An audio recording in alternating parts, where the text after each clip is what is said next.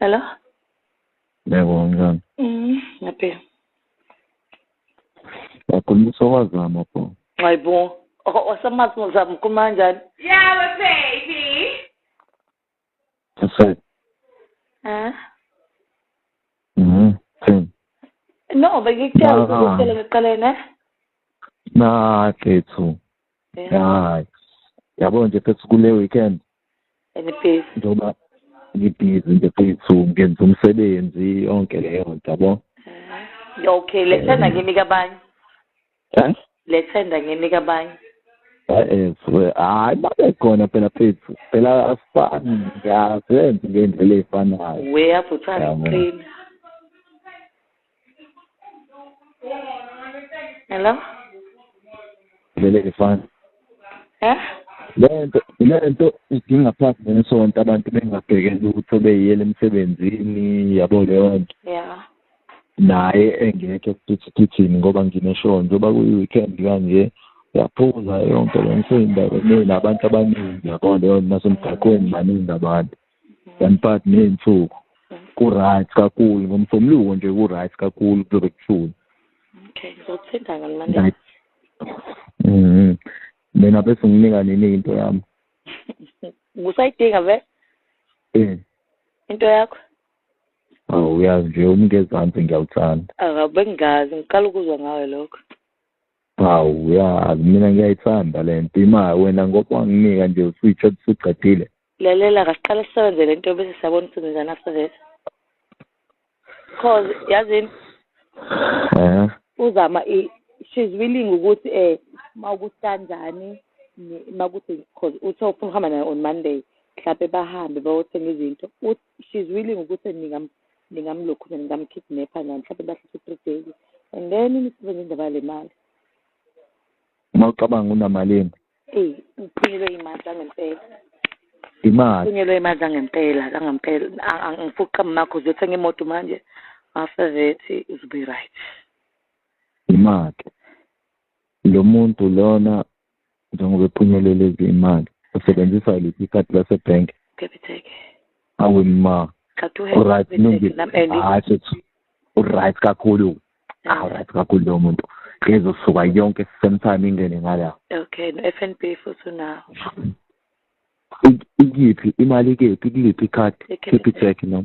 Hayi, right mayo Capitec ayidonsisi ngoba ngisho ngathi unemillion hamba lonke sometime ingena ngala Capitec.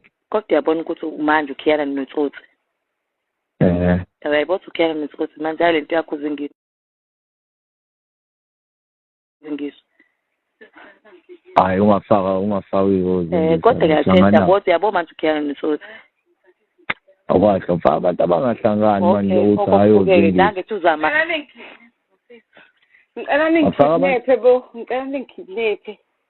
Khuleka leyo nto ilula yabo mfethu ngeke nje mfethu size nihambe nathi yabo nje njengoba uCapitec uright uCapitec ivele uweek uyabheda kuzobe usuku olulodwa nje mfethu so mase mbamba usuku olulodwa so imonga yonke wena ngene ngala ukhulume lutho kumele ufake imask ufake isigqoko ungakhulumi lutho.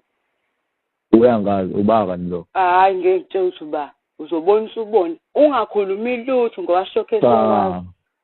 Cha phela ngenzela bona lo ukuthi ngifike ngilungiselele phela mfethu. Mina ngisho ngathi umuntu ongazi ongenzela wona nginendaba kuyena wasekhaya. Ngakho ngibuza ukuthi kanti ubalo awuthi leyo nto izongijomba ngeke ngijombe yabo leyo nto. Okay yazi ba. Wise. Ayi ngeke uyangazi ngempela ke lo muntu. Siyakwazi lo akavale.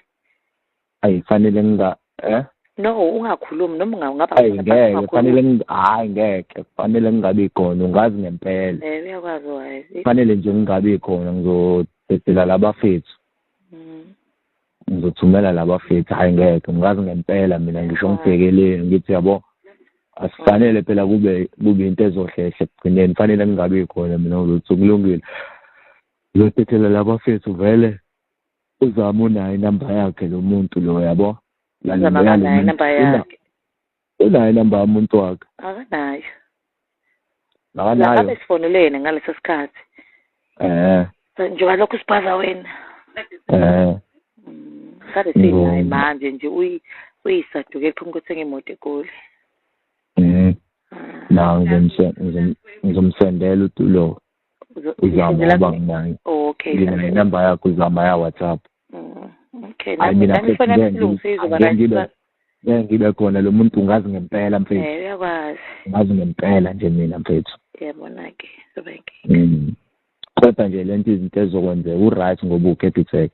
Lalela sizotholela abantu inqwabe silindile kwilist yabantu abaphunyelwe imali. Hayi, uright kakhulu lokho. Support WhatsApp. Alright, lalela ku-WhatsApp ngizobe seyikhona kusasa ukhuluma kusasa.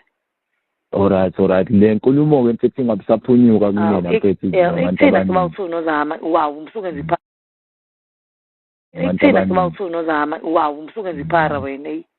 Mfethu, ngiyajabula wena kunjalo. Okay.